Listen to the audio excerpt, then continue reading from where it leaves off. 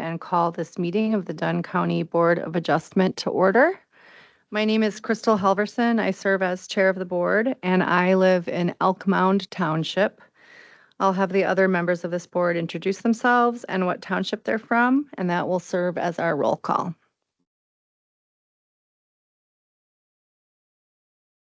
Me? Sure. I'm Dave Bartlett. I'm from Sheridan Township, northern part of the county. Chase Potter, town of Sherman. Tim Leenow, town of Dunn. Heather Seaburn, town of New Haven. Ryan Martin, town of Red Cedar.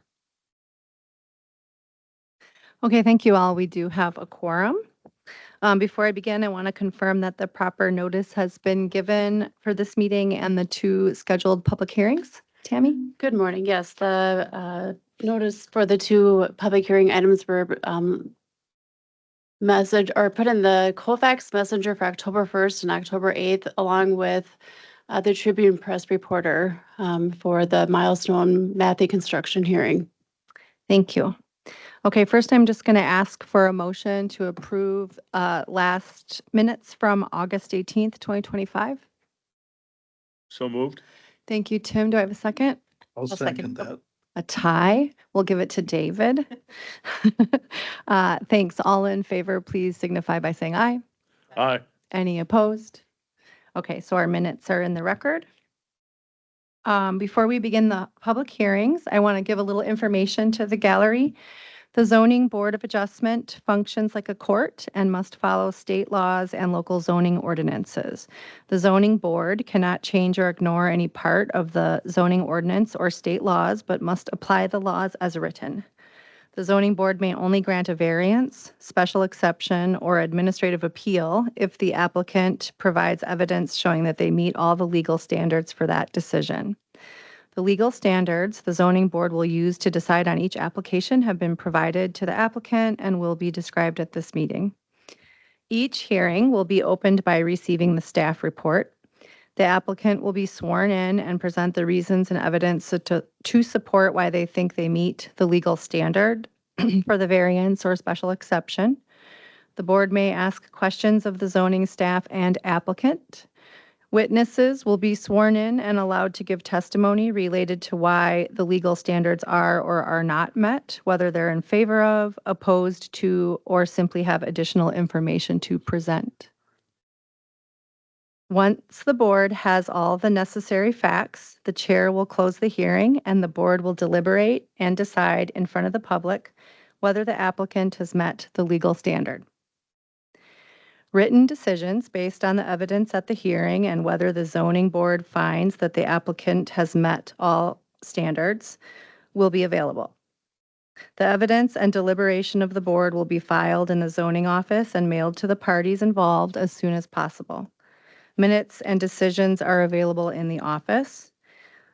Any decision by this board may be appealed by commencing an action in Dunn County Circuit Court within 30 days after the decision is filed. And an applicant that starts construction before the 30-day appeal period assumes that the risk of having the board's decision is overturned. Okay, so we're going to start with our public hearings, and the first one is Matthew Construction Company, Town of Stanton. This is a conditional use request to operate a temporary asphalt plant for the 2026 construction season on a parcel of land known as the Downing Quarry, located in the GA district. The request is made pursuant to section 13.2.8.07A5 of the Dunn County zoning ordinance. So I call the hearing to begin, and we'll start with a staff report from Tammy. Good morning, and thank you, Crystal. The first item again is Matthew Construction with the agent being Monarch Paving Company with the agent Candy Anderson.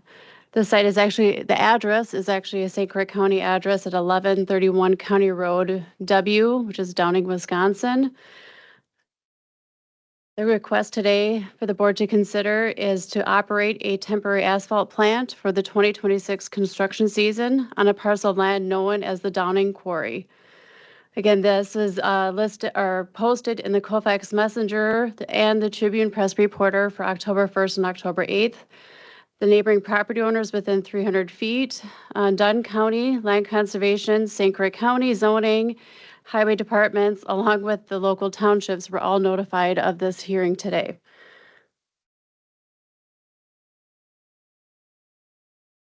Overview of the site.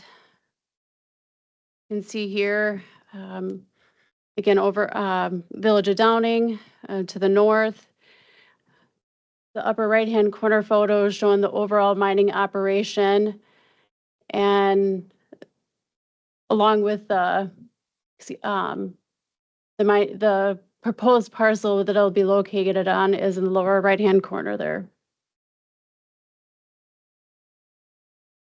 The quarry has been in operation since 1968. Access will be off of County Road W.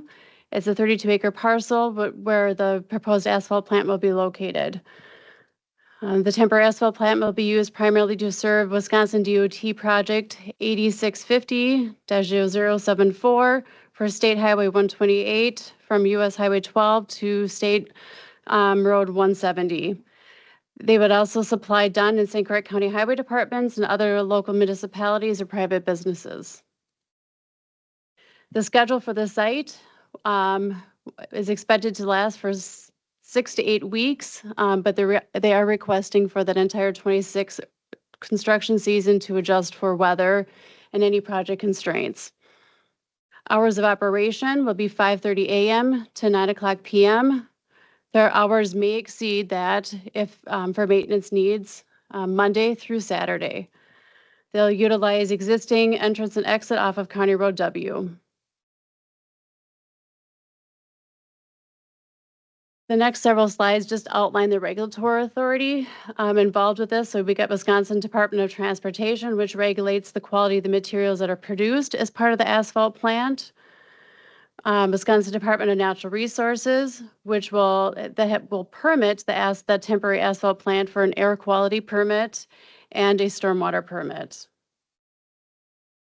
Wisconsin Department of Ag, Trade, and Consumer Protection regulates the fuel storage. We got emergency management, which would be notified for the fire protection, emergency response on site. Dunn County Land Conservation Department also reviewed this request that the mining operation is permitted for a reclamation under Chapter 20 of Dunn County zoning ordinance, and they have no concerns with the site and their Chapter 20 permit. Again, this is an overall layout of the operation. Again, on the right-hand side here with the stars where the operation would be, or where the plant would be located.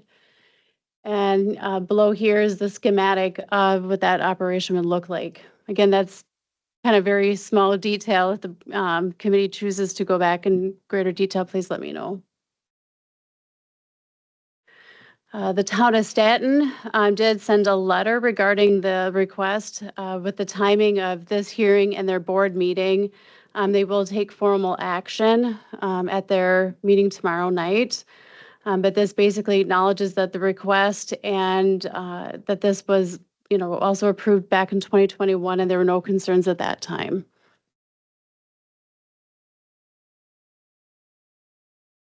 Chapter 13 zoning standards, special exception is required for temporary mixing plants serving public transportation projects. So again, as noted in their application, this is for a Wisconsin DOT project.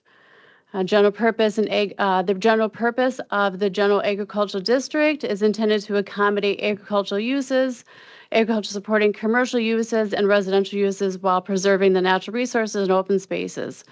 Seasonal camping can be considered compatible with the district's purpose when appropriately located and managed to protect natural resources, limit impacts to agricultural operations, and maintain rural character. So again, this is a general statement from our ordinance. So Board of Adjustment, again, outlined here are the standards for the board to consider today. The special exception must not violate the spirit or general intent of the zoning ordinance. Public interest, they will not harm public health, safety, or general welfare. The township recommendations should be under consideration: flood risk, sanitation, flood damage, potential nuisances, and compatibility with the surrounding area. Staff's analysis of those criteria, a public hearing obviously is scheduled today in front of the Board of Adjustment. A complete application had been submitted for the proposed site, submitting the additional permit information as outlined in the application. The purpose of the temporary asphalt plant will operate within the existing quarry, utilizing previously disturbed site to minimize additional land disturbance and environmental impacts.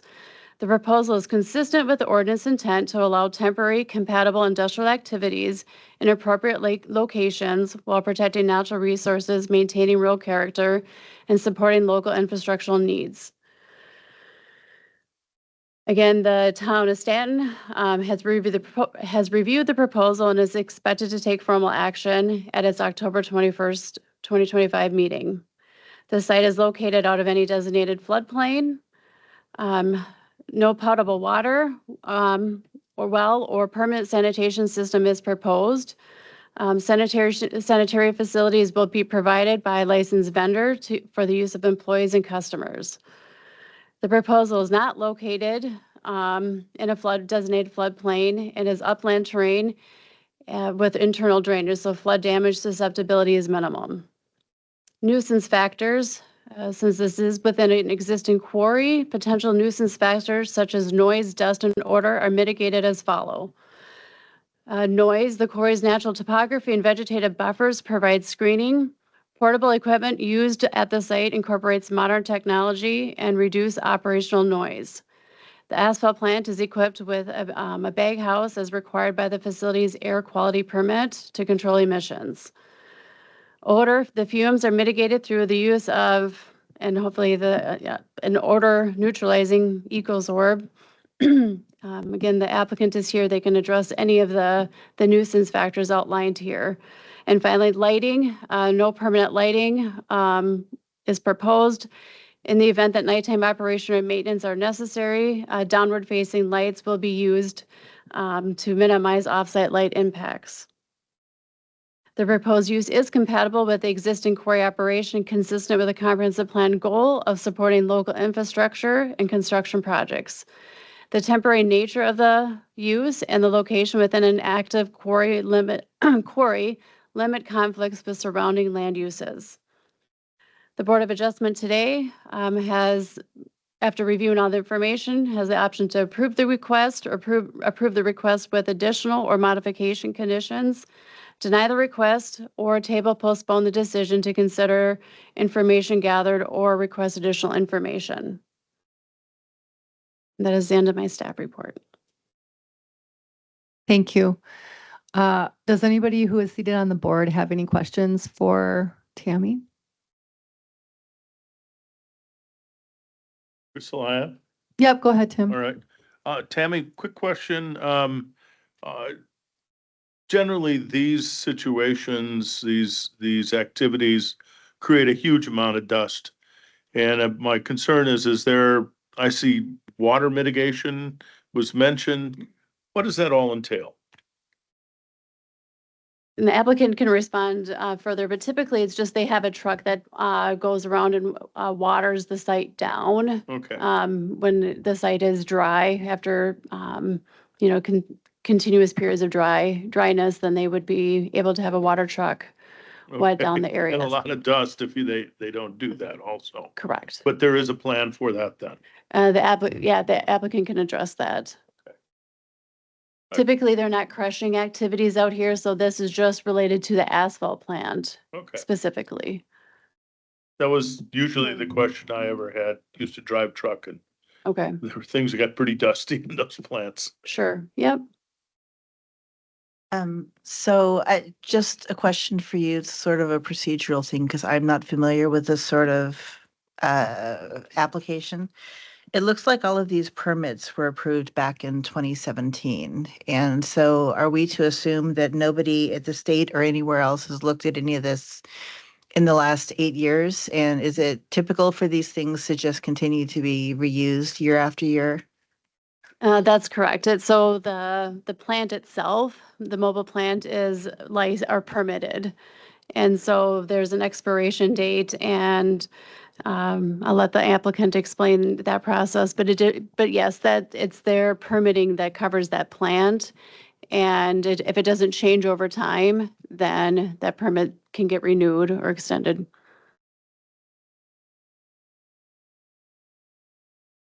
This is a unanswerable question potentially, but is there a definition of what construction season is? Like, would there be dates of start and end?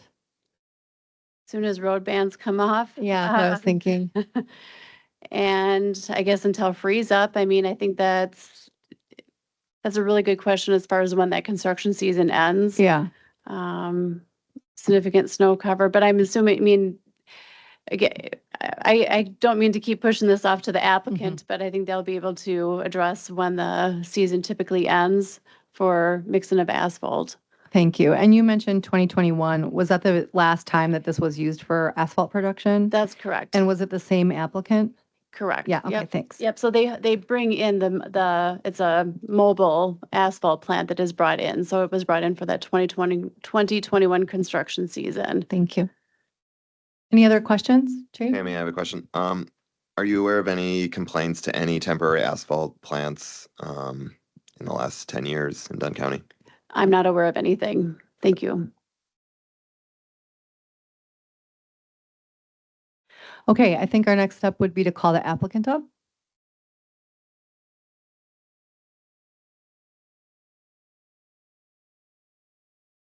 We'll ask you to state your name and your address for us, please. Oh, turn on your mic to turn red, the little person. My name is Candy Anderson. I'm with Matthew Construction, Monarch Paving and Milestone Materials. And my address is P.O. Box 1246, Eau Claire, Wisconsin, 54702. And Ms. Anderson, today do you promise to tell the truth, the whole truth, and nothing but the truth? I do. Thank you very much. You may proceed. Thank you.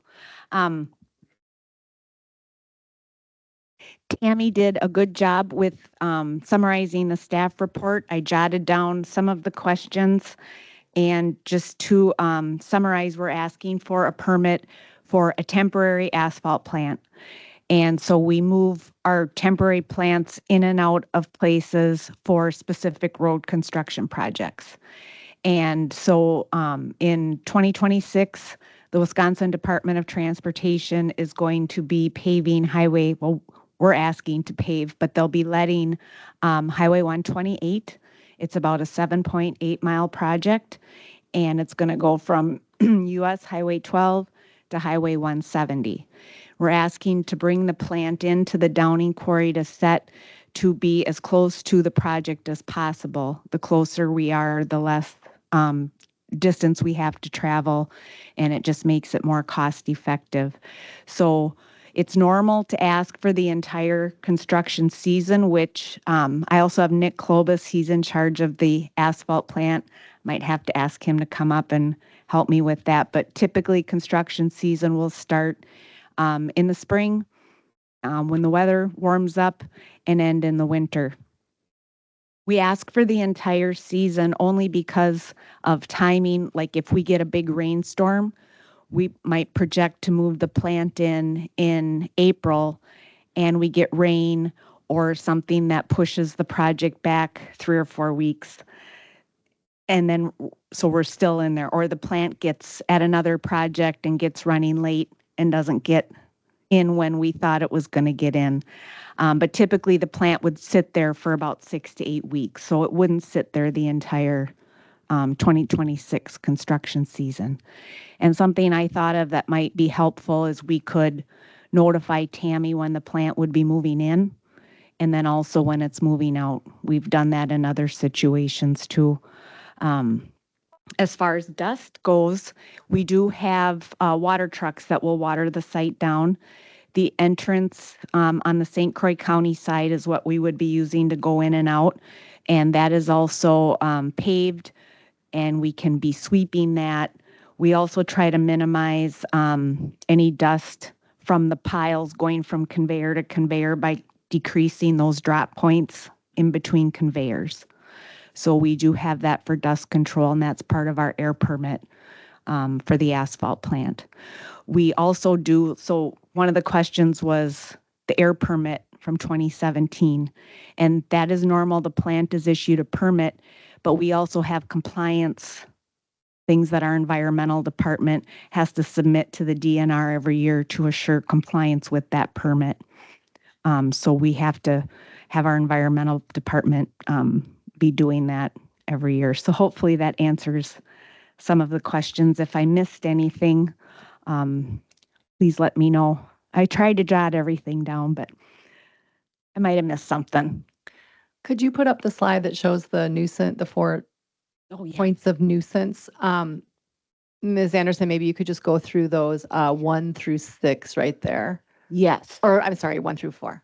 So as far as noise, our plants do have mufflers on them to help reduce the noise factor.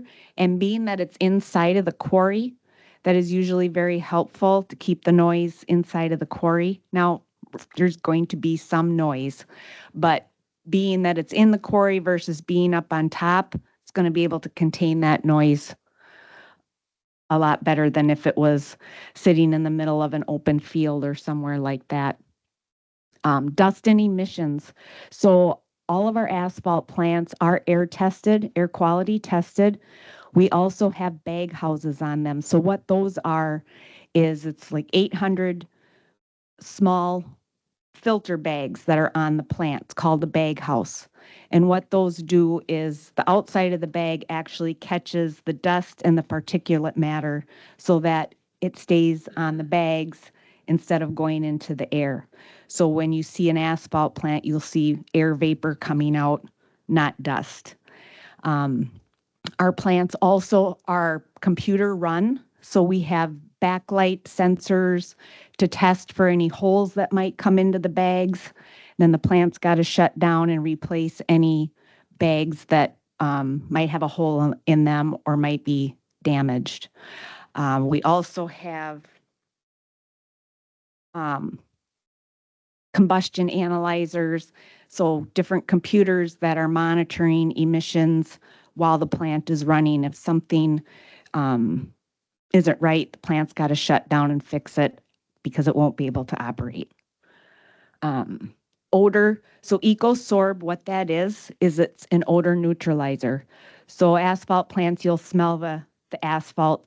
And so what this does is it will reduce that asphalt smell when the plant is running. Sometimes if it's a humid day, I think you still might be able to smell it, but it significantly reduces it. Our environmental department researched what the best possible product would be for that, and we've had really good luck with that EcoSorb neutralizer, and environmental thinks that that is the best product available to be able to do that. Lighting, so we don't anticipate night work with this project. Most of the DOT night work occurs on the interstate because of the traffic reduction. We don't expect that to happen on Highway 128. But if the plant were to break down and our maintenance crews might have to come in at night to do maintenance, that would be something that might occur in the overnight hours where we would have to have lights pointed down. And also being that it's in the quarry, that's going to help reduce any impacts of lighting. But that would be in the event of a breakdown. So we're asking hours 5:30 to 9, but that also includes the time for the crew to get in the site, start the plant up. They typically don't start paving until sunrise. I don't think the crews can even get out to the project till like a half an hour before sunrise. And they got to be back in and done like a half hour before. But that gives the plant time to shut down, get everybody out of there and done for the day. Do you happen to know how deep the quarry is? The quarry is probably 50 feet Okay, deep, I would say. thank you. Mhm. Any other questions for our applicant at this time, Tim? I got a quick one. Blasting. Is there accumulated material for the plant, or will you be blasting when you're set up? We will be blasting when we're set up, which is a typical operation of the quarry Okay, anyway. I think in 2021, I looked back to see when the plant was in the last time, how many blasts we had, and it was 5 okay. in 2021. But it just kind of depends on other work for the year. So it could be 3, could be 5. But we also are servicing our construction aggregate customers too, ag lime and All right. road-based material. And there'll probably be some base course material for this job also. Prior to blasting, are the neighbors notified? Yes, we do have a blast call list. Okay, Yes. all right, thank you. So I just have one more question. So with an asphalt plant, there's probably some special risks, whether that be explosions or fires. Have you had any conversation? I ask because a lot of our emergency services in this area are staffed by volunteers. Have you shared with them your emergency protocols, or have you worked with them in the past in regards to how to respond to any sort of emergent situation like that? Yes, so we are required to notify all emergency responders, state and local, before we move the plant in. And so our environmental department does that. We also have our own emergency response procedures with people are trained. So in the event, which I've been here 29 years and haven't had one, but in the event something were to happen, our people are trained to notify emergency response, notify company management, and begin any sort of emergency response procedures. I guess the question in my mind was more for, would those volunteers be prepared to respond on their own? I mean, obviously you have your own evacuation protocols and things like that. I mean, has there been any steps taken, or do you know if their training already covers that sort of non-standard, industrial incident type of response? We do invite local fire departments and emergency responders to different sites that we're out at with the temporary plants. And we've done quite a few of those, and they appreciate the training because they can use that. But they have also indicated to us that they have that emergency response training. So it's definitely something where if we put the plant in, we'd be happy to invite local fire department out for a tour or for a visit. Because they can use that for their continuing education.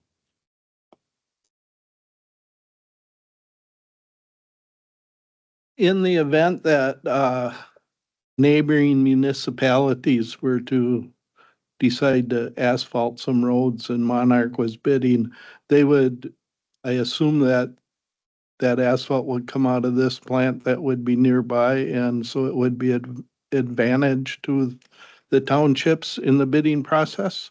Is that correct? That is correct. Yeah, we find that a lot of townships will, depending on their budgets, if the plant is moving in there, it might save them some money by having it be that close. And do they sell to the county also? Yes, they do. Thank you. Good questions, board. Any other questions for our applicant? Okay, I think we'll move on. Thank you for your time. We have a couple of people signed up to make public comments. At this time, first, I'll just make a call for anyone who wants to make a comment in favor of this motion. Okay, is there anybody who wishes to speak in opposition? We have 2 people signed up. First is Eileen. Is it Michalski? Okay, thank you. Thanks for your grace. You can come on up. And we'll have you state your name and your address at the podium. Yeah, you're welcome. Is that red light on the bottom? There you go. You got it. Thank you. Okay.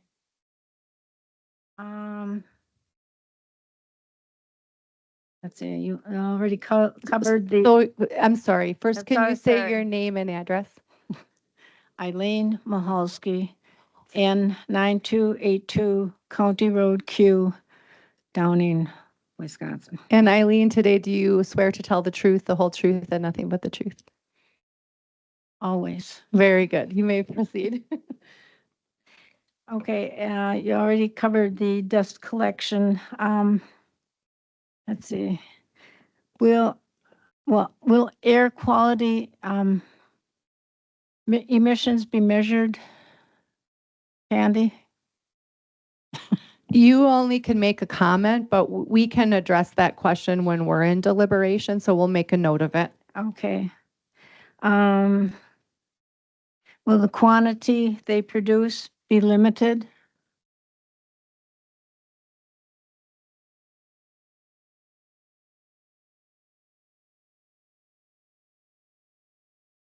Is it possible for air quality at our homes to be monitored?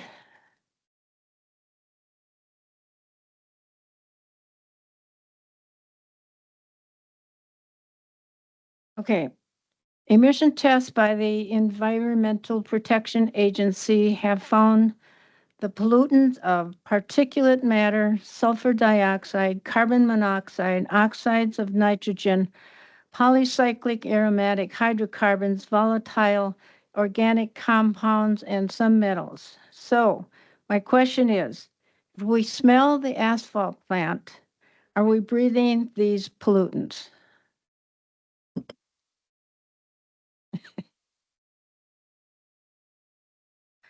I was going to look up what all of these pollutants are, but I decided I really didn't want to know.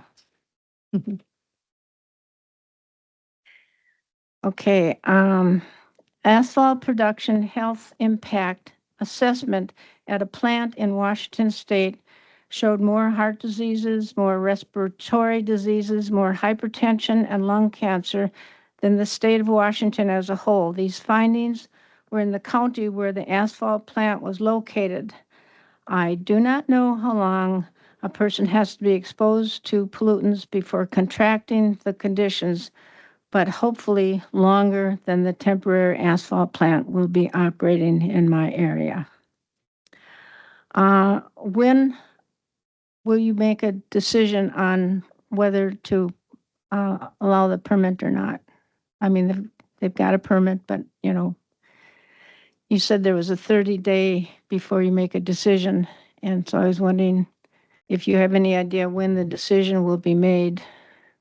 We can discuss that at the very end of this meeting if we make a motion. Okay. Water usage, are you going to truck that in or use the water available there?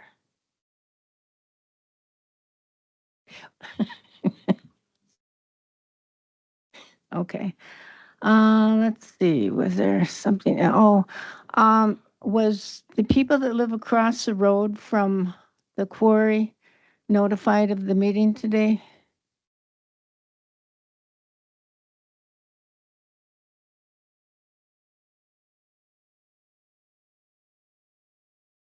I mean, if I lived across the road, I sort of live across the road, but it's in the other direction. Okay. I think that's about all I have. Thank you. Thank you, Eileen. Next, I have Jess. Same for you, Jess. If you could say your name and address for us, please. Hi, my name is Jess Ishens, N9282 County Road Q. I'm currently staying with my folks to help them out. And you agreed today to tell the truth, the whole truth, and nothing but? Yes, I do. Thank you. Go ahead.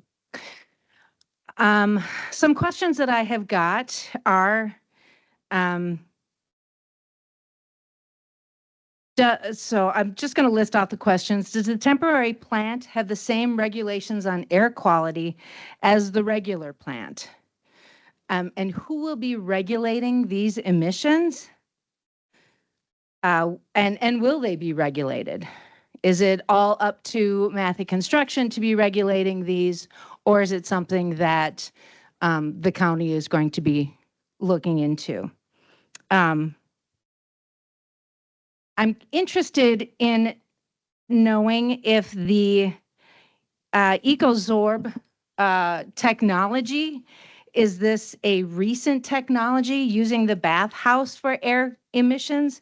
How modern is this technology? Does it go back to 2017? And I know that having research, there are some more modern technologies that can help with the air emissions. My mom also asked, were St. Croix residents notified of this? And I think that you guys mentioned that people within 300 feet of the quarry were notified. Is that correct? Okay. Basically, what I want to say is being downwind of this project, we will be exposed to these emissions. It does increase the skin irritations, lung cancer, and asthma risks, as well as many other respiratory infections. That is our main concern with this particular temporary asphalt. Also, the hours of 5:30 a.m. to 9:30 p.m., and then there was a little asterisk saying that they could be extended. We would like to request that those hours are not extended, or if they are extended, give an actual hour of, okay, we're going to extend it to maybe 1 hour, 2 hours. The last thing we want is to have our windows open on a lovely summer evening and hear all sorts of trucks at 2, 3 a.m. in the morning moving around. So thank you so much for your time. Thank you very much, Jess. Next speaker, I believe, is named Jean Schultz.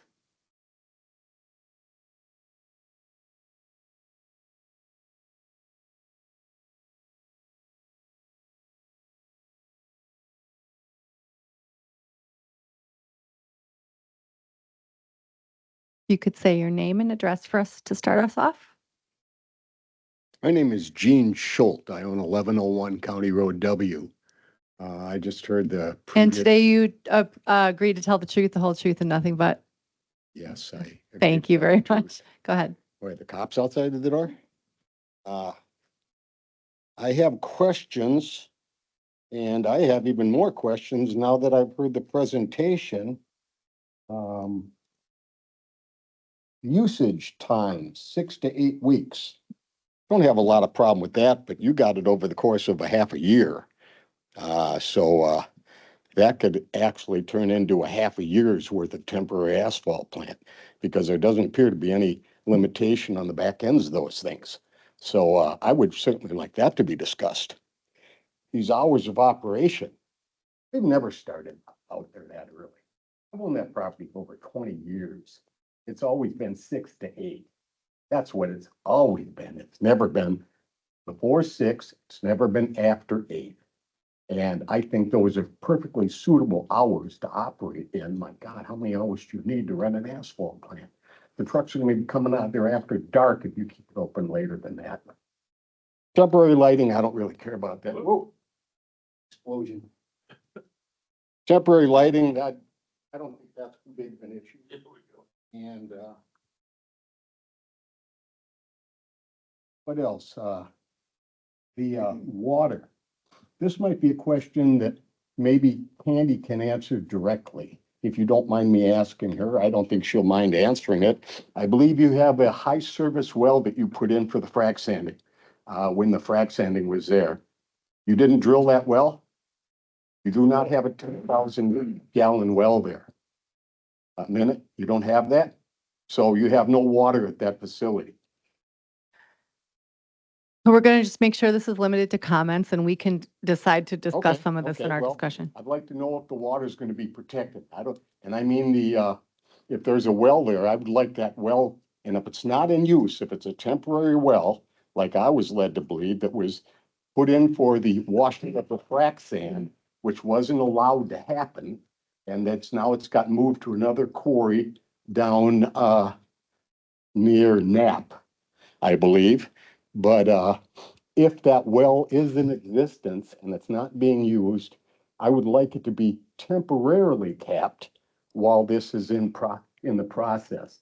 So it minimizes the contamination of going down into the groundwater directly rather than having to seep down there.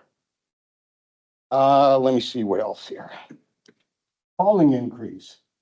I bet you there's gonna be a hauling increase. Guess whose road they're gonna go right by? That'll be mine. I'm on County Road W. I will get the impact of all that traffic. I've seen that when the frac sanders were in there. They were hauling 100 loads a day, 25 trucks, round trip into Minnesota. We lived through that, but believe me, it's impactful. When you have that many trucks running in front of your property, 18-wheelers. I mean, these aren't just dump trucks, these are 18-wheelers. I don't know what they're gonna use this time for this hauling, but those were 18-wheelers. A lot of trucks, a lot of traffic. Let me see, air pollution. I'm not necessarily, that's not one of my driving concerns, I don't think. I think that they've had this asphalt plant in there before. They've been relatively responsible.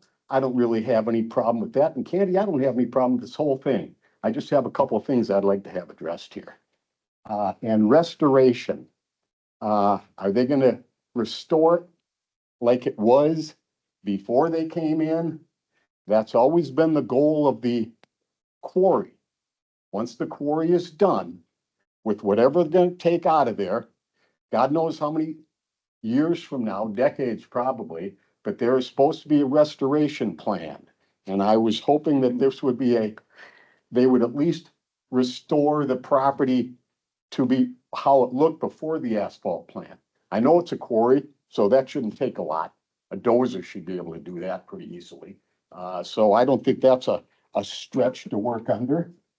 And yeah, the 6 to 8 weeks, the times of the day, Monday through Saturday. It's Saturday. I never worked on Saturdays before. Never worked on Saturdays. They worked Monday through Fridays and did the repairs on Saturdays if necessary. But St. Croix County never allowed them to operate on Saturdays, ever. And that was hard fought. Andy knows that. This was hard fought through the frac sand wars that they had. They wanted to mine frac sand. It was extremely valuable. It was Katie bar the door. We want to get in as fast and out as much as fast as we can. And then the people started to get involved. They wouldn't let them haul through the city of Pounding. They high serviced 128.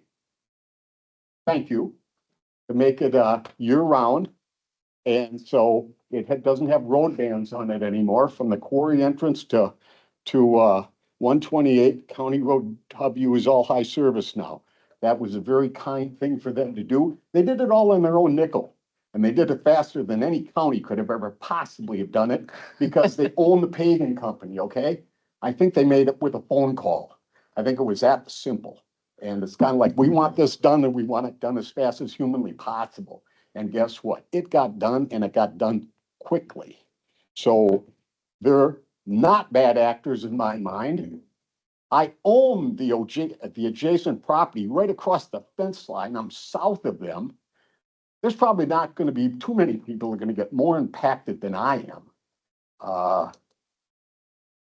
And if these questions are answered, if we can resolve these little issues about hours and times, I think we're good to go. I don't see any problem with this at all.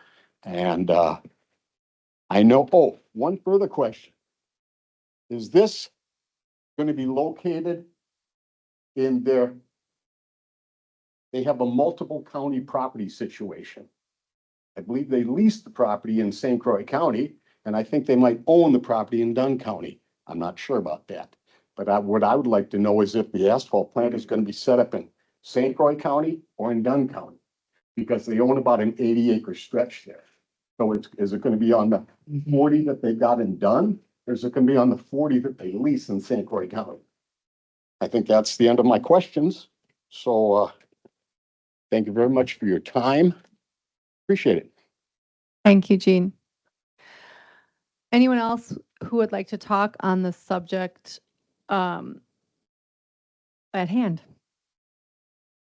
That would be for, against, or just with additional information. Last call. Okay, anybody on the board want to call Ms. Anderson back up?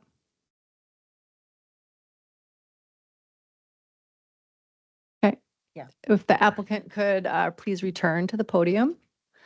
You've already been sworn in. We'll let David start with a question. Since you wanted it. Well, the hours of operation, I assume that the hours of the asphalt plant being used would be the 6 to 8.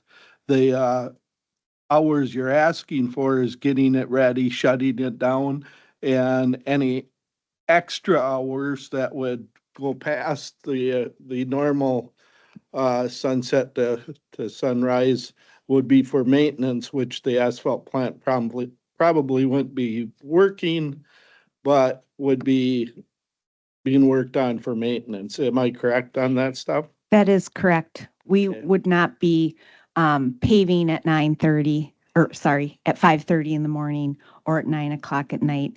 We would come in, start the plant up, but we wouldn't start actually shipping hot mix until 6 o'clock in the morning, and then stopping shipping at 8 o'clock or a half hour before it gets dark. So it might even, depending on what time of year it would come in, it might be sooner than that. So the time that we would actually be operating would be that 6 to 8. Anything after that 9 o'clock would just be maintenance. It wouldn't be the plant running. It would be our workers in there if, say, something broke down and they had to fix it. The plant would not be running at 9 o'clock at night. We would be expecting the plant to be shut off at 8 o'clock. But we would still like to be able to be in there doing maintenance if possible. Can you speak to Saturday hours and if you have used Saturday hours in the past? We've occasionally had to have Saturday hours for, say, farmers hauling ag lime. As far as the asphalt plant goes, if a project is constrained because of weather, or our goal would be to get the plant in, get the job done, and get the plant moved out to the next project. But if there was a weather constraint or the plant needed to be somewhere else, we may want to run a Saturday till, say, like Wetton. Could I ask Nicholas to come up here? Would that be acceptable? Oh, with the applicant? Yeah. Yeah, He might be able to answer the Saturday. absolutely. If you can come on up. You'll have to state your name and address, please. Nick Klobus, address is 1788 178th Street in Richmond, Wisconsin. And do you promise to tell the truth today, whole truth, nothing but? I do. Thank you. Go ahead. So as far as Saturdays go, like Candy said, it's part of it's to help get in and out quicker. The main thing with asphalt, we're constrained in the construction season we have. So to keep things moving, our crews typically work Saturdays. Not always every Saturday we're working, but it is kind of just to help the construction operations keep moving. Get those operations not only on the highway project done quicker, but get the asphalt plant done and moved out quicker, so we're not pushing the end of that 6 to 8 weeks. The sooner we can get moved in and out and get that plant moving to the next area, it's more efficient. So.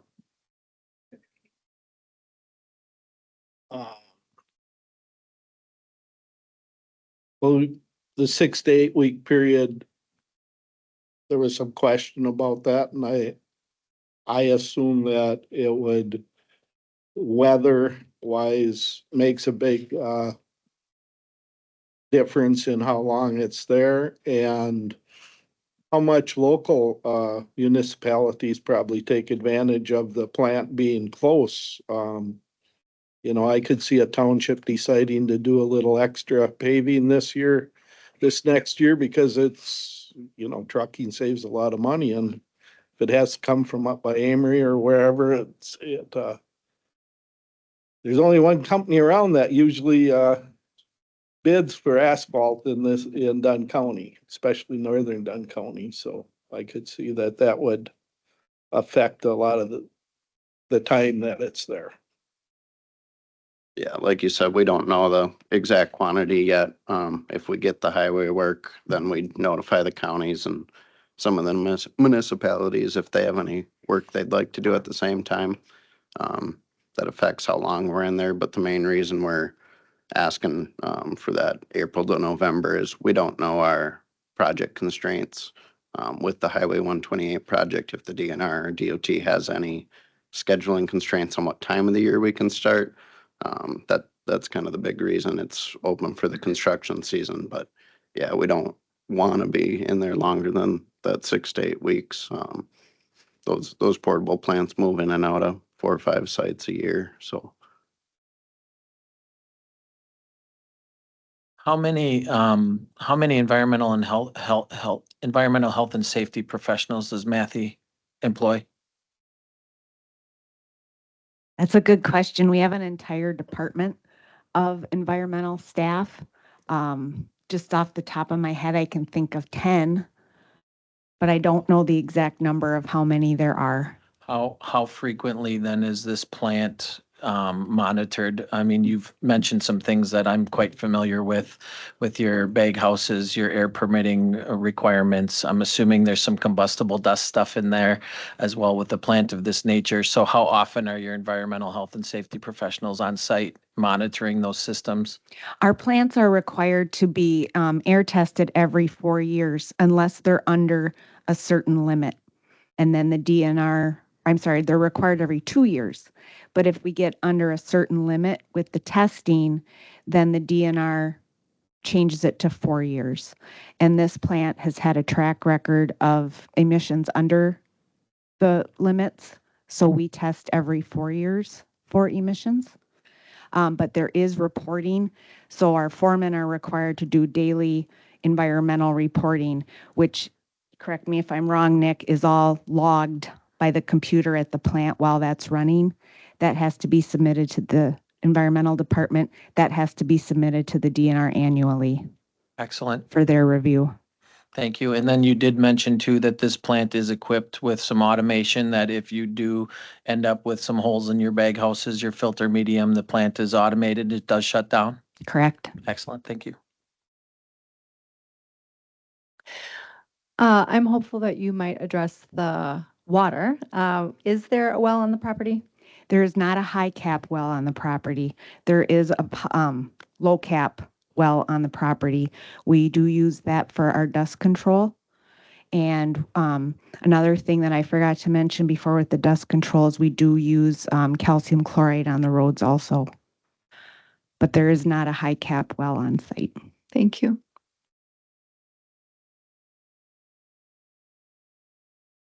And the use of that well will decrease the amount of trucking that has to happen to truck water into the site. Correct. Yep, thanks. Okay, I'm going to call this the last call for any other questions to the applicant from our board.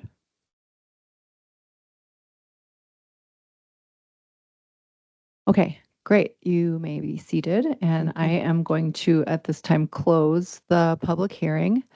In the interest of time, I think, what does the board have a feeling? Do you want to go on to the second public hearing, or do you want to move to the business of this meeting, of this hearing? Oh.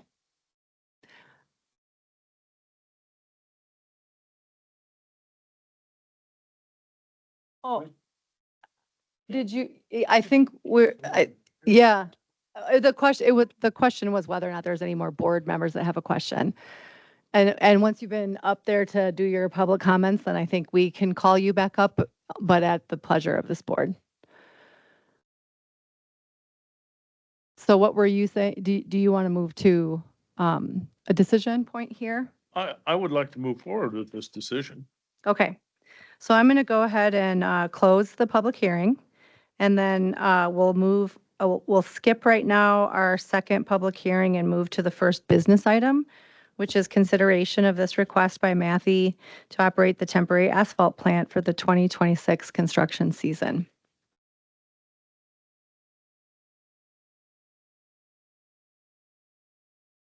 We can start with a motion, or we can have some more discussion.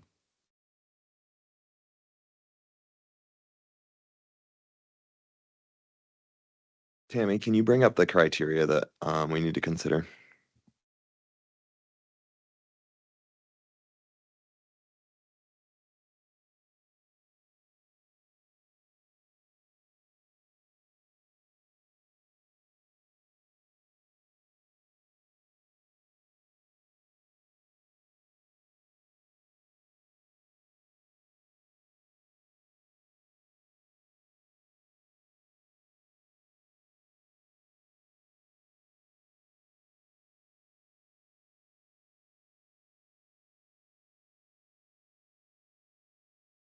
Just a little bigger. Please. How's that? That's great. Awesome.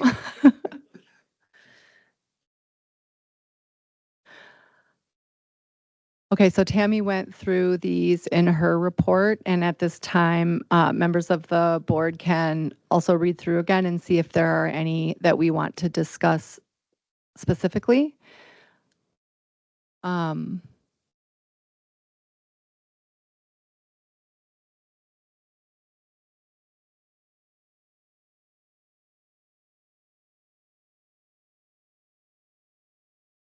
We've established that there's been a town review, not official until tomorrow, but we did get a letter from the township that this is not located in a floodplain.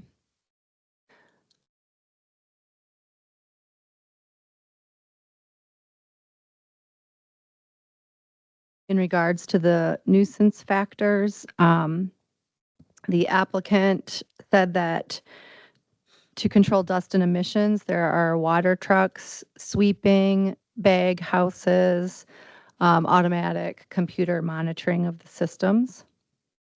Also that folks are notified of timing for blasts.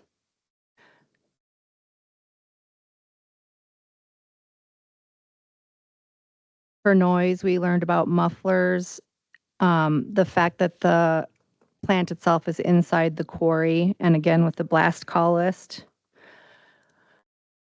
There will not be lighting at the site unless necessary for nighttime maintenance, but not for the working of the plant itself.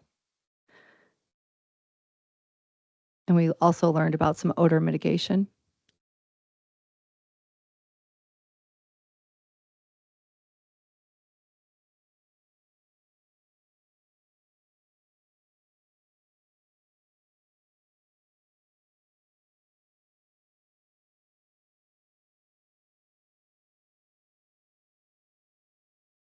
And you didn't bring, do you have a conditions list ready? Okay. So if you want to put that up, we would next be looking for a motion so that we can see if there's a second and then introduce any more discussion. We're going to want that bigger again. I know you have to do it every time.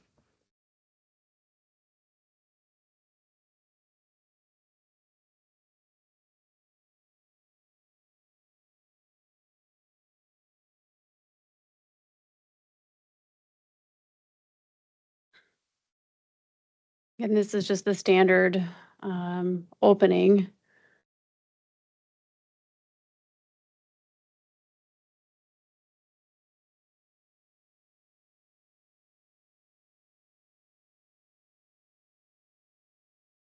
can go up a little bit so we can see those.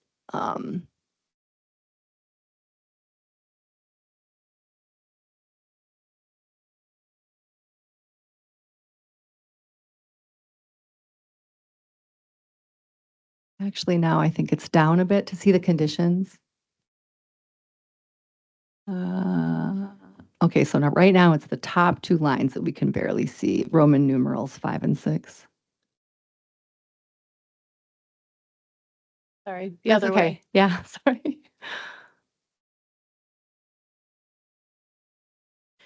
Could I ask that we include one in that there be a sincere attempt to reach out to local emergency responders to offer training and share a copy of their emergency plan?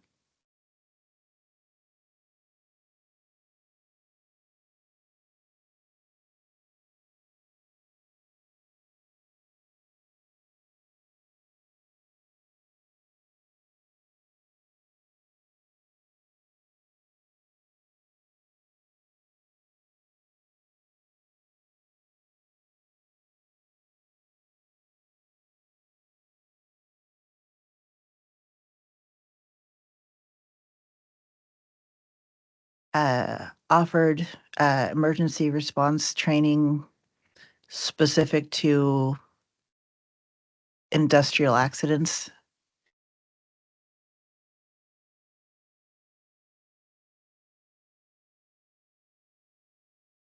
Want mining in there? Incidents. Mhm. There we go. Industrial. Mining, that works.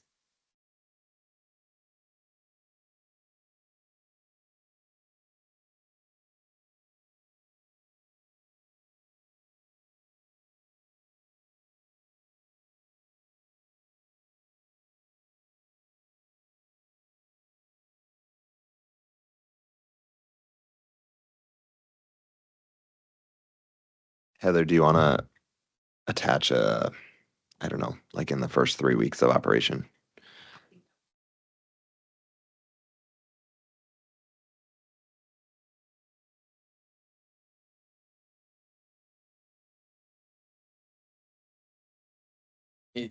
I've spent 20 years in the emergency response and environmental health and safety field. And I think that if they're being good stewards of the communities they're in, they would offer this. But I can tell you, to make it sound like it's mandatory, you may run into emergency services and the local folks that would decline because of their own training. So I would like to see that it's offered. I would just be cautious of the language that makes it seem like Matthew's required to do that for them. Yeah, no, That says offered. Currently say. Okay, emergency sorry. training. Thank you. It's great. I missed it. That was the-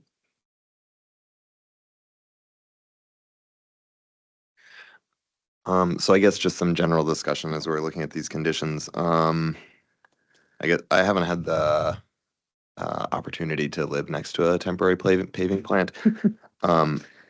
But something in the public comment that resonated with me is both the hours of operation and the days of the week, as well as the length of the season. I guess I'd like to see us narrow that a little bit, at least to what the applicant has said they'll do. I would think at the very least, starting no earlier than 6 a.m. Chase, do you think some language around like production hours? Because I mean, I think some leeway around their setup and tear down time. But if the hours of production is limited, would that suffice, do you think? Sure, maybe like the plant shouldn't be in regular operation before 6 a.m.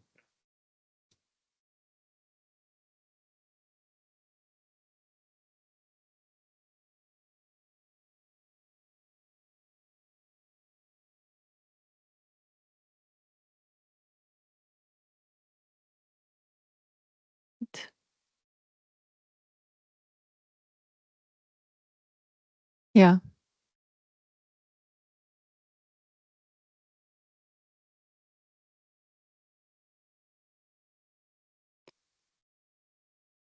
Or would maybe Tammy plant production operations?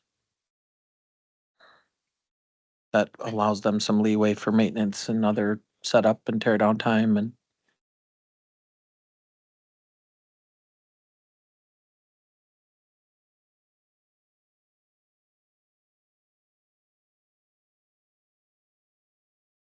What about days of the week?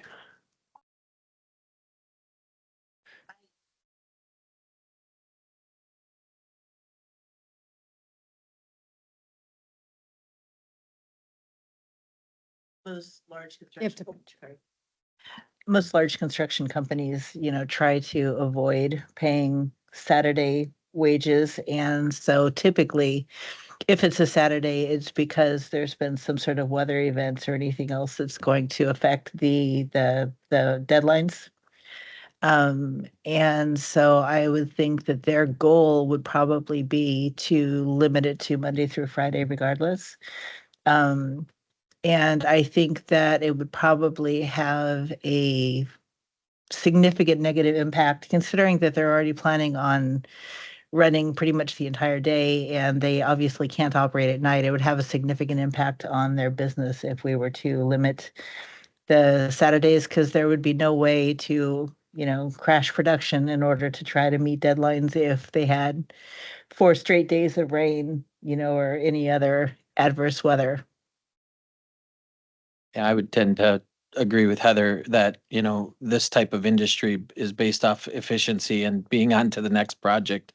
So, I mean, I think it's for everyone involved, community members, for them to get their work done and be on to the next project as quickly as possible. I mean, I think it's the lesser of maybe two evils, if there's not a better way to describe that.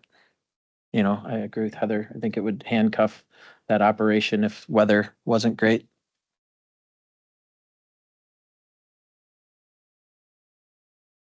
Okay, I'll accept that. And then any limitation on the length of the season?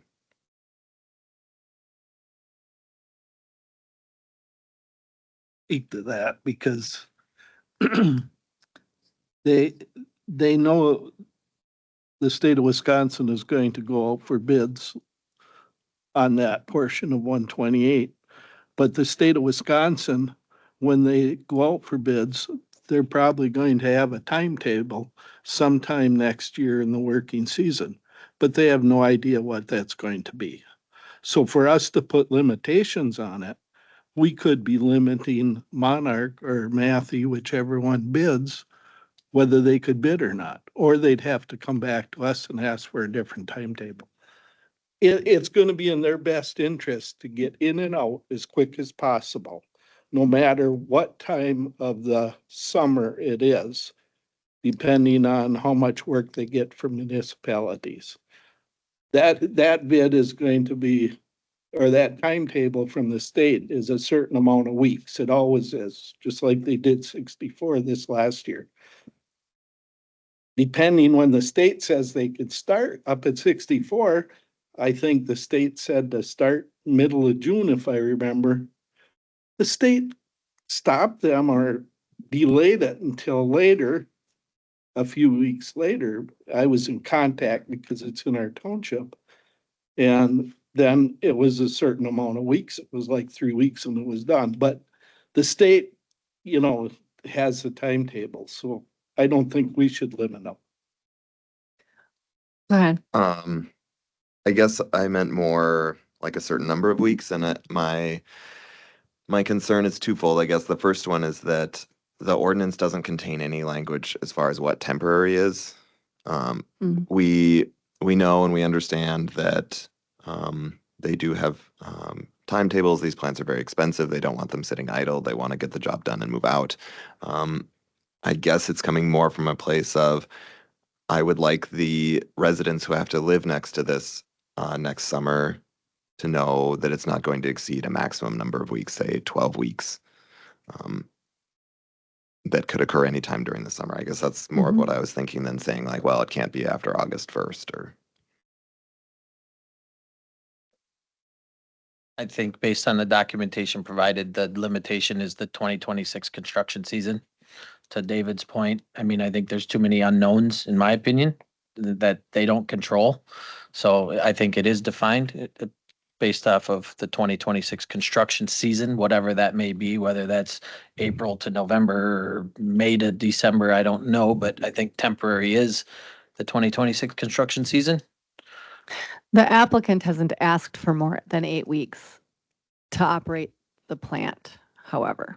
So to your point, if we limited it to 10 weeks or 12 weeks, we're not limiting the ask, but we are making a nod to like a 6 weeks project dragging on for 4 months. Is that the point you're trying to make? I guess, yeah, that if we don't put a number of weeks time limit in, then by default, we're saying that they can operate it up to 26 weeks, roughly. Do we feel comfortable with that, or do we think that that would be excessive if that actually happened?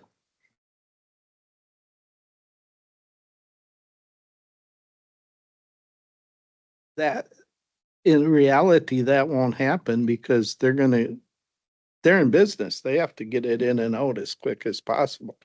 To put a time limit on it and say we want to put a time limit on it 10 weeks or 12 weeks. Well, what happens if there's a enormous amount of asphalting done in Dunn County because this plant is in Dunn County? It's not coming from 60 miles away or something. And the town of Sherman happens to be the last one on the list. So the timetable ends and Sherman didn't get paved. So now their asphalt has to come from wherever. At a different price. I would sure not want that to happen to Sheridan, being the chair of Sheridan and wanting to save as much money as I can because asphalting costs a lot of money. I just don't think it's right that we put a timetable on it with all the variations. They don't know how much work they're going to get. They don't know what the weather's going to be. I just don't think it's right. And it's in their best interest to get in and out of there as quick as possible.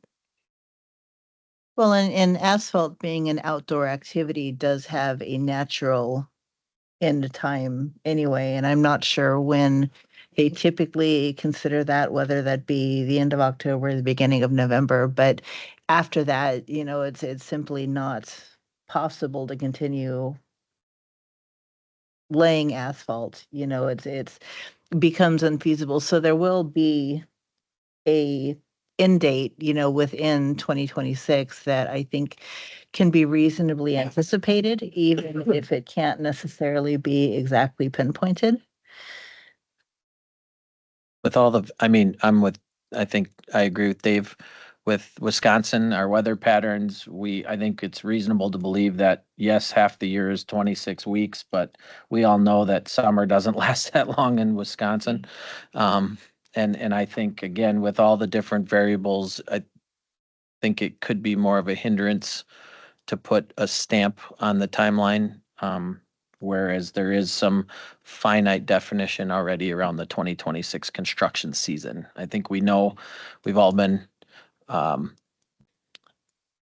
we've all experienced construction and know how quick that season can come and go so I am, to answer Chase's question, I am comfortable with 2026 construction season as stated. I'm also very comfortable with that, and basically comes down to stuff happens, in construction especially.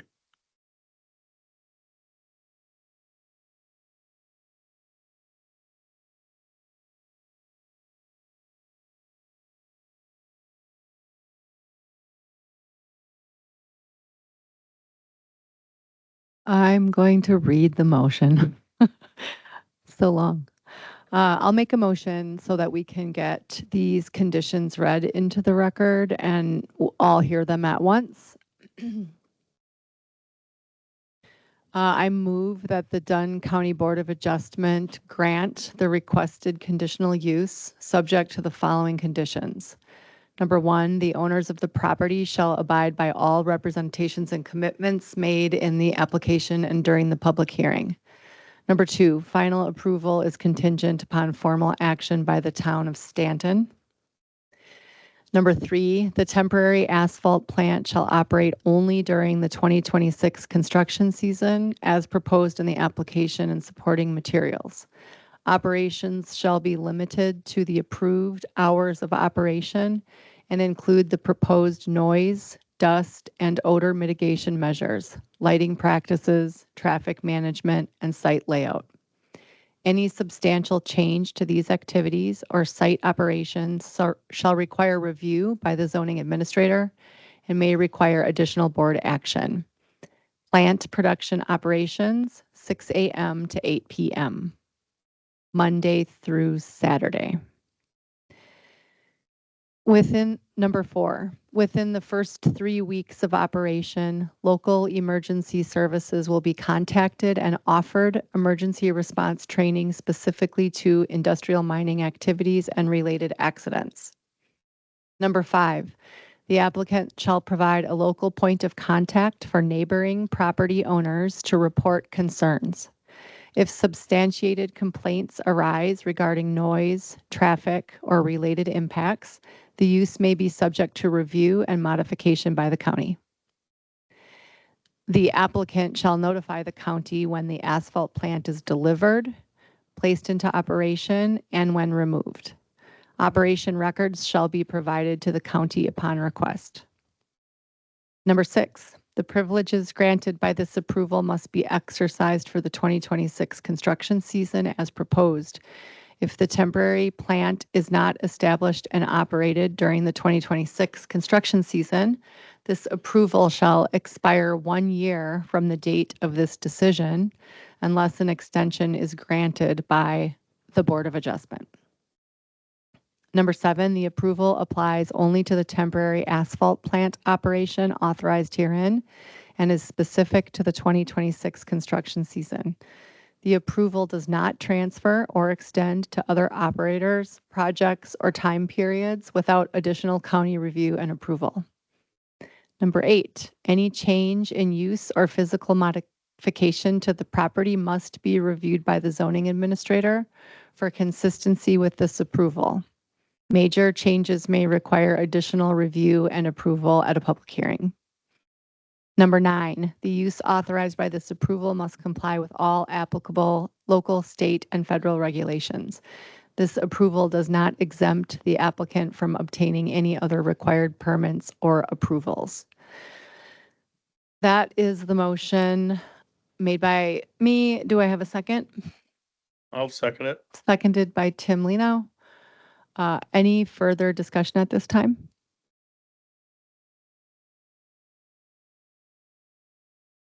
David? No, I'm Oh, just. getting ready? Okay. All in favor, please signify by saying aye. Aye. Any opposed? Nay. Okay, so we have 1 nay, and the motion passes. And do you need a break? Do you need a break? Yeah. Okay, we're going to take a real short break, just 3 to 5 minutes, and then we will proceed with our second public hearing. Request to designate 2 acres of the 41.5 acre parcel for non-farm residential use in the primary ag district. The property address is E6259, 1410th Avenue, Ridgeland, Wisconsin. So we'll start out with the staff report, please. Right. Yeah, so this is a non-farm request for James Christopherson to designate 2.0 acres of the 41.5 acre base farm tract for non-farm residential use. Again, the Kovacs Messenger, the public hearing was noticed for October 1st and October 8th, and the neighboring property owners within 300 feet were notified. A map of the location. Again, this is just east of Village of Ridgeland, a couple miles.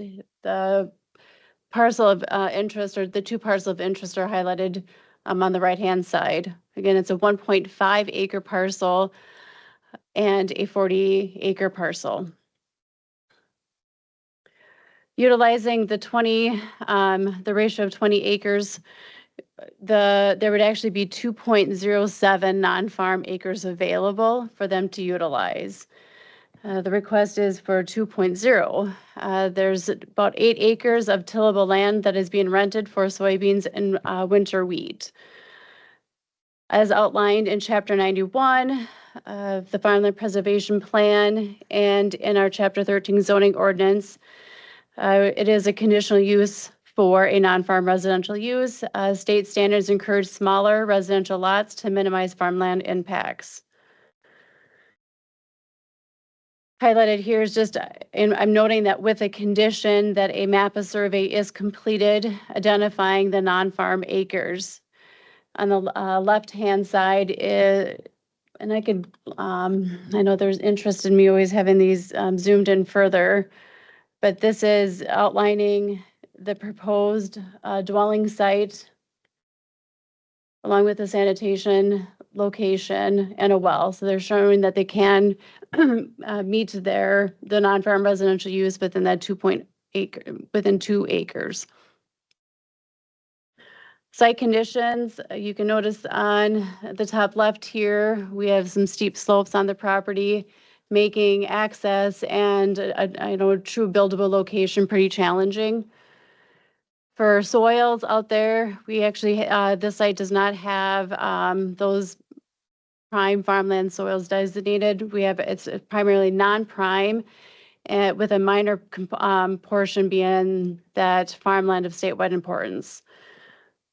No farmland preservation tax credits have been utilized, and the land is not in a managed forest agreement. And I apologize. I noticed that the lighting is just horrible here. This is a map of an aerial looking at the property, looking south with the access coming into the site and the proposed building location in this area. So for the standards for the committee to consider today is that 1 to 20 acre ratio. Again, of that 41.5 acres, they would be allowed up to 2.07 acres. Unfortunately, there isn't a rounding rule in the state statute, so it wouldn't be 2.1. It would actually have to be that 2.07 if they were going to want to utilize the full that full 2.07.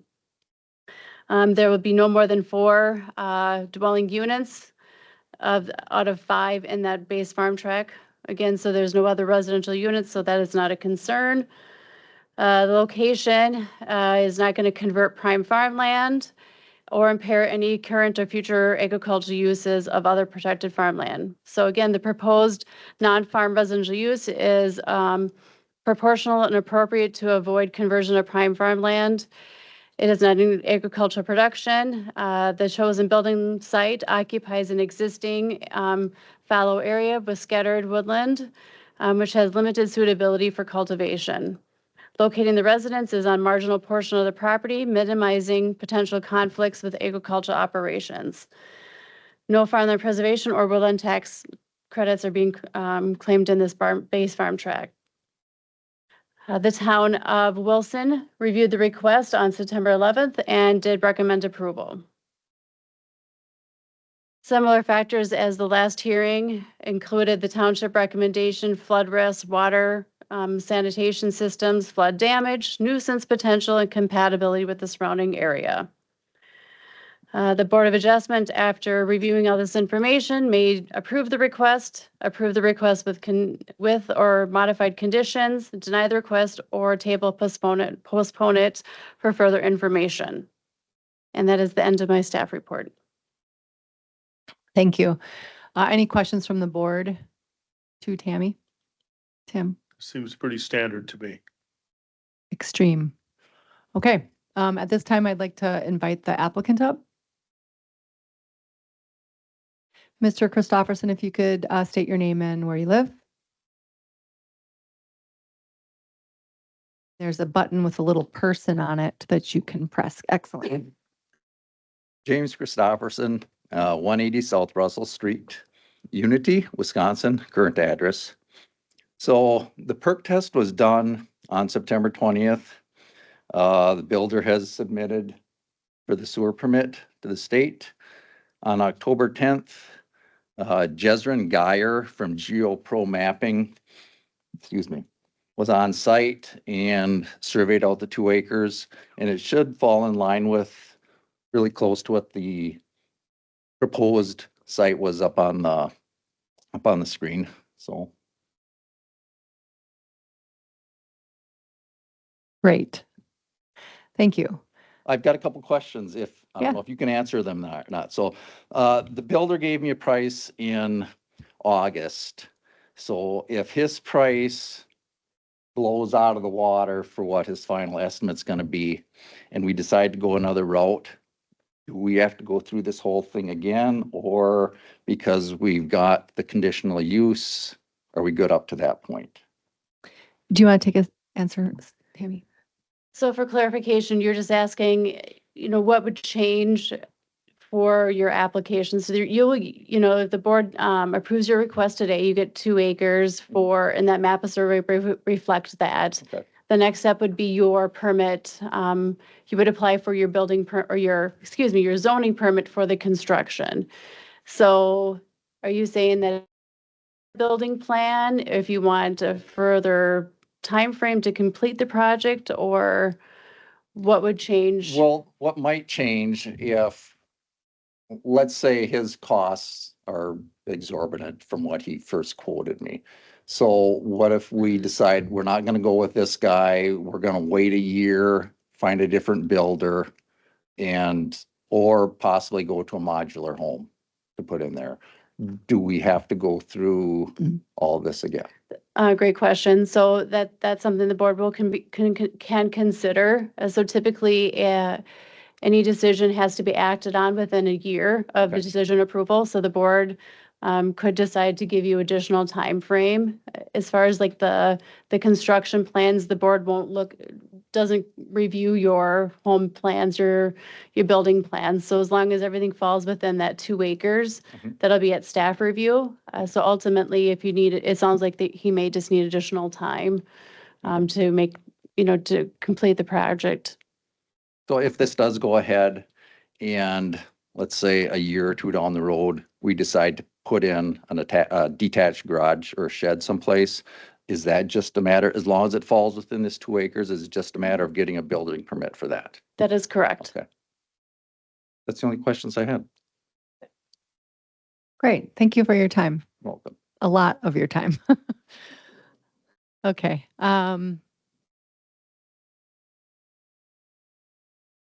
Do you have conditions?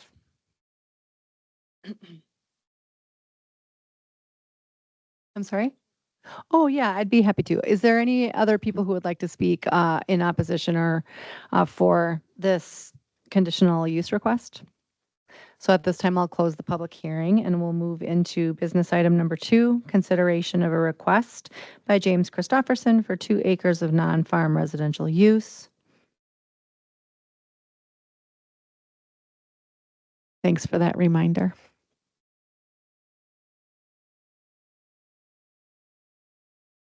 Right up here is our standard findings in fact, a similar one from previous non-farm request.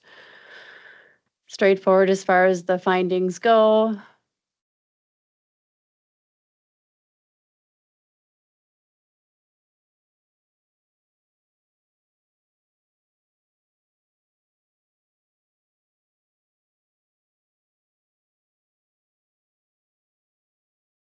That's legible, or I can zoom in further.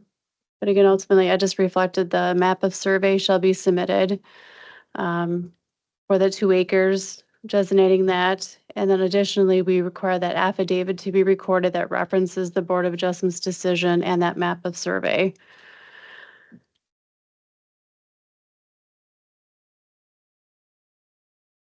As far as the board's decision timeframe, no, they did, this was done on a similar request to do that 2 years.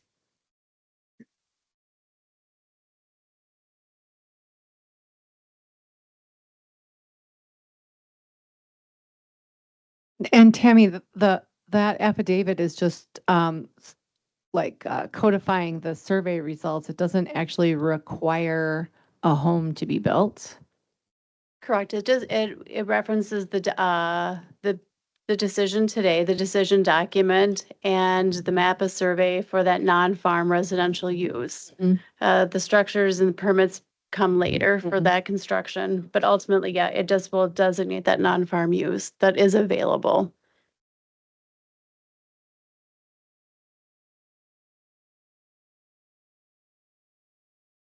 Okay, at this point, I'm looking for a motion.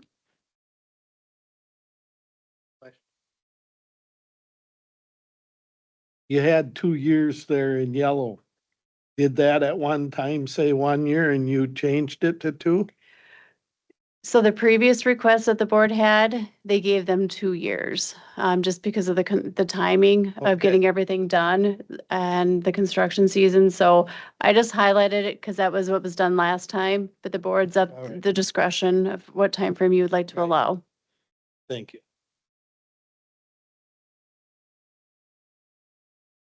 I'll make a motion to go forward with this conditional permit for Mr. Christensen.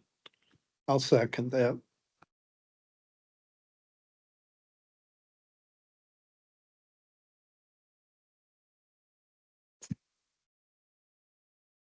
Yes. We're adding those conditions in there. I second.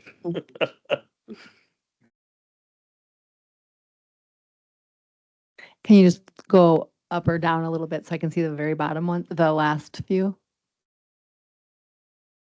So the motion and second indicate a comfort with a 2-year time frame for the affidavit to be filed.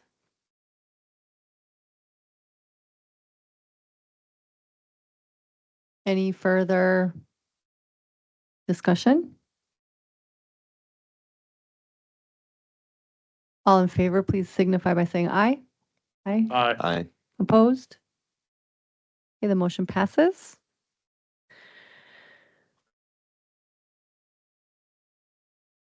At this time, I'll take any requests for future agenda items or announcements. Tammy, do we have action next month so far? No applications have been submitted for the month of November. And that deadline is over with at this late moment? They would have to come in by this Friday. Yeah, okay. So unless we hear otherwise, There'll be no hearing. there'll be no hearings in November. Yeah, very good.